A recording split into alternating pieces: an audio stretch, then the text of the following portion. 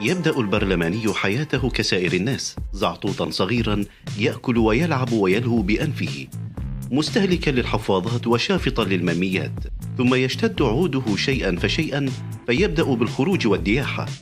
يكتشف موهبة السرقة في ساحات الدعبل، حيث يقوم بسرقة الدعبل من أصدقائه أو بواسطة الزغل خلال لعب الطنب، معتمدا على الكم الهائل من الحلفان والكلاوات التي اكتسبها بالفطرة.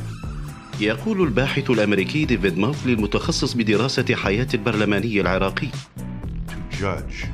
في البداية ترى البرلماني مراهقا كأي مراهق عادي، شواربه كالصخام أسفل الأنف، يجعر في المنزل، يراقم البنات ويؤجر البايسكلات لربع ساعة ثم يقط المؤجر بساعة من الزمن بحجة أن الزنجيل قد خرط. ومن هنا تبدأ ملامح البرلماني بالظهور في شخصيته. يكبر البرلماني على التقشمر وإغواء الناس، يبدأ العمل في معارض السيارات حيث يبدأ بقض الناس. يقول ضحية لأحد البرلمانيين: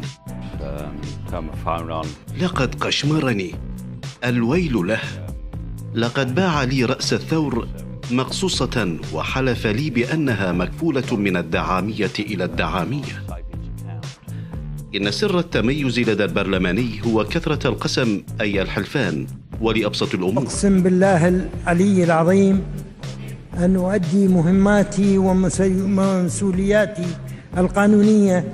فهو يقسم بجميع الأديان والأنبياء خلال فترة الثانية أو أجزاء الثانية بين نبي وآخر. يكبر البرلماني أكثر ويطرق باب السياسة، وإن لم تفتح له السياسة الباب فسيدخل من الشبابيك أو فتحات التهوية أو حتى من أسفل الباب، فالمهم أن يدخل. ثم يكون قاعدة شعبية من اللوبية من خلال الاجتماعات والمؤتمرات التي يعقدها،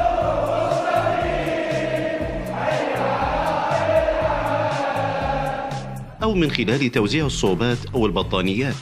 وفي هذه الفترة الأخيرة تكون مرحلة فرش السبيس. بعد فوزه بالانتخابات يدخل البرلماني للبرلمان برجله اليمين، يجد نفسه أمام 3 أبواب للرزق الحرام، فإما أن يعتاش على الطائفية أو بغسيل الأموال أو أن يتاجر بالمخدرات مستخدما نفوذه. وعلى طار المخدرات انظروا إلى هذه العشبة: